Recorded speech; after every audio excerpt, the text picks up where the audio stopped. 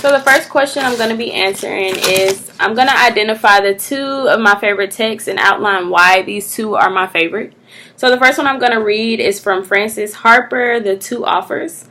This one stuck out to me the most, and I will explain why after I finish reading it. So it's, talk as you will of woman's deep capacity for loving, of the strength of her affectional nature. I do not deny it. But will the mere possession of any human love fully satisfy all the demands of her whole being? You may paint her in poetry or fiction as a frail vine clinging to her brother man for support and dying when deprived of it. And all this may sound well enough to please the imagination of schoolgirls or lovelorn maidens. But woman, the true woman, if you would render her happy, it needs more than the mere development of her affectional nature. Her conscience should be enlightened, her faith in the true and right established, and scope given to the heaven-endowed and God-given facilities.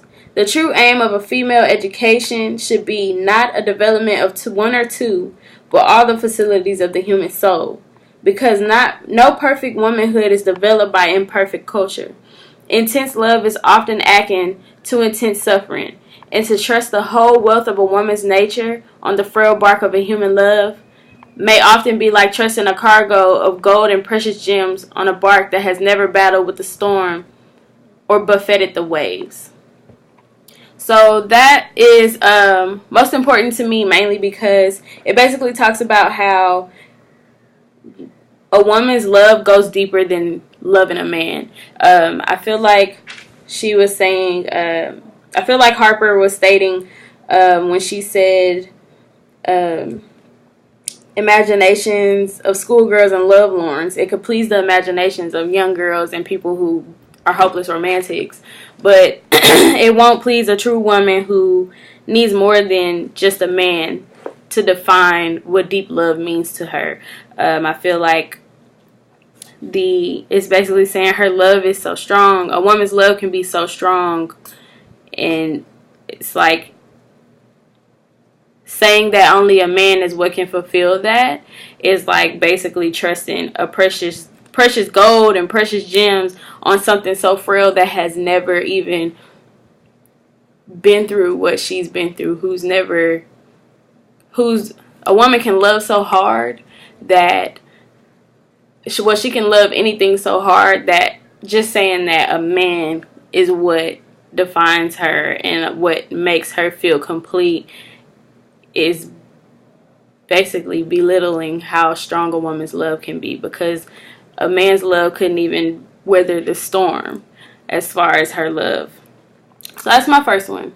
That's my main reason on why I love The Two Offers, because she basically goes into basically stating how a man is not what defines a woman being in love, and that she doesn't need children.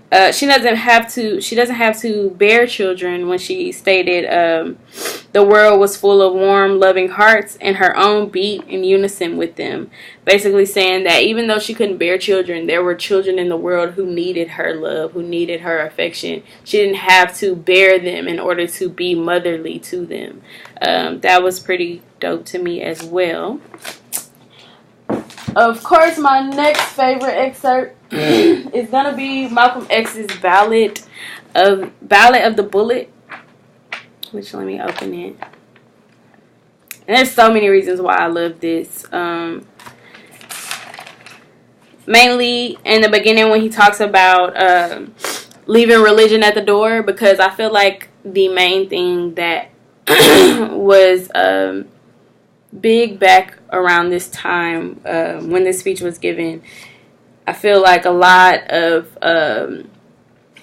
African Americans were so caught up on religion, and they would let religion dictate how they would go about things.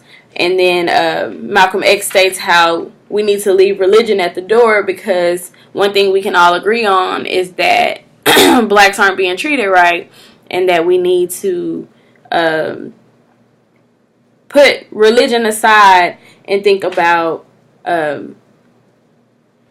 how black people basically need to come together aside from religion, And like when he says, it's not our intention to discuss religion. Put your religion at home in the closet. Keep it between you and your God, because if it hasn't done anything more for you than it has, you need to forget it anyway. That was so strong, because it's like, we sitting here fighting about religion. We sitting here fighting about, well, the Bible says this, and you're Muslim, blah, blah, blah. But really, it's not helping us get anywhere. That's what he's basically saying. It's not helping them get anywhere. And fighting about religion is definitely not the main concern. And then he says, they don't hang you because you're Baptist. They hang you because you're black. They don't attack me because I'm Muslim. They attack me because I'm black. They attack all of us for the same reason. Basically saying it has nothing to do with religion. Skin color is the reason why we're being hung. So that's the reason we need to...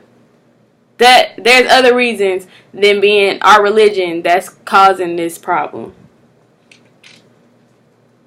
So that's mine on that. And then for as far as my self-perceptions and how they've changed over the course of the semester, I feel like when I watch a lot of music videos, or when I listen to different songs, I think deeper than what's going on in the song. Like, aside from butt bouncing and all the live beats that come on, I actually listen to the words now, and I look at the lyrics, and I kind of compare them with the things that I've learned in African American literature, mainly because I start to realize it's deeper than rap. And that sounds so cliche, but I just feel like in one of our excerpts, which I'm going to take forever to find it, but he speaks on how we can't change. He basically, I believe it was Larry Neal. He says how we can't change black art if we continue to be the problem. So basically saying how, I want to find it. But he basically says how we have these songs that say all these degrading things about black women and black men, and we